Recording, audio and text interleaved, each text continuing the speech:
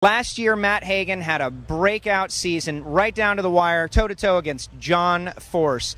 Matt, we're about to start 2011. How did those experiences build to this point, and how you doing otherwise? I'm doing great. I'm glad to be out here in the sun down here in Florida. It's it's 30s and 20s back home, so anytime we can get out this warm weather, I'm all about it. But yeah, we had some life lessons last year. When you think it's all said and done, it's really not. And you got to just kind of regroup and come back out here and keep your head up and move forward. So I think that we got a great team. Most of our guys all stayed on. Our core guys did. Tommy DeLago is my crew chief again. I'm just really excited to get out here and stand on the gas in Pomona and see what we got. Now, those hard-fought battles, you mentioned life lessons. That's exactly what it is. You're so young in the sport, and you're going to have opportunities. When you think back to those times, it's got to make you stronger. Give me some examples of how you're going to be able to apply things that you did last year to ultimately winning the title this year or sometime in the future. Well, I think that the biggest thing that we learned is that you can't get ahead of yourself. It's one lap at a time. It's not one race at a time. You got to, get qualified and then go out there and win each round that you're up against. But, and I think sometimes you kind of look too far in the future and you can get ahead of yourself and kind of get lost in the whole scheme of things. So for us, it's big to just stay grounded and stay humble and make sure that we take it one lap at a time. And I think that we got two new guys on the crew. Our crew last year was our backbone of our whole success, I think. And those guys, they don't get a lot of credit. So when we can put together a good group of guys, we got two new guys in here, and we're getting them worked in this season. And I think as long as they stay focused and motivated, we're going to do the same. And and Tommy DeLago, he's a leader, and you lead by example, and it just kind of rolls downhill from there.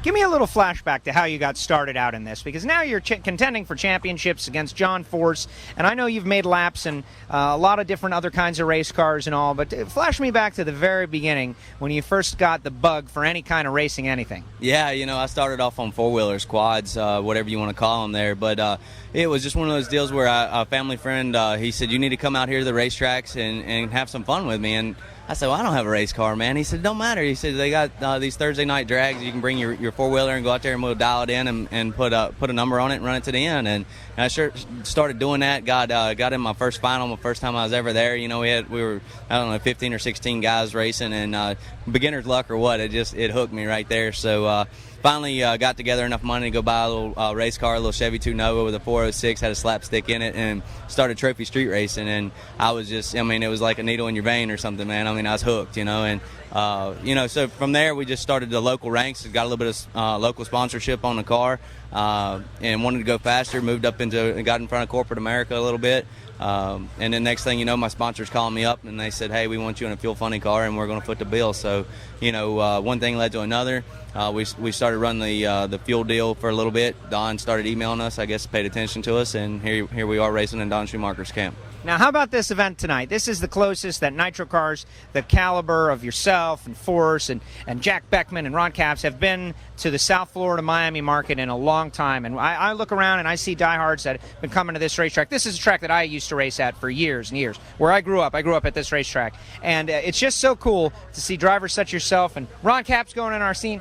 Racing out here. What about tonight's event, and is it going to get it all competitive out there, even though you guys are testing for information? I think it's definitely going to be competitive. I'm going to go up there and try to cut the tree down. I want to go up there and spank who is ever beside us. I think we have Beckman in the first round. They're going to pair this thing up kind of like how points went from last year, and then after our first lap go from qualifying position from there. So I'm just kind of excited to get back out there, have somebody beside me here to hear the pipes cackle over there. That's going to get my blood definitely flowing and pumping, man, and hopefully get some of that drive and desire to win again, just early right here in the season. Does an event like this prior to Pomona give you an advantage at Pomona, since you got all that stuff you just mentioned out of the way a little bit? Sure. I think the more laps you can get in one of these cars, top fuel car or funny car, you're going to be better off. There's no replacement for seat time, and these cars take a lot of laps and they're expensive to run. So anytime we can stand on the gas, I'm in, and hopefully we're learning something while we're doing it.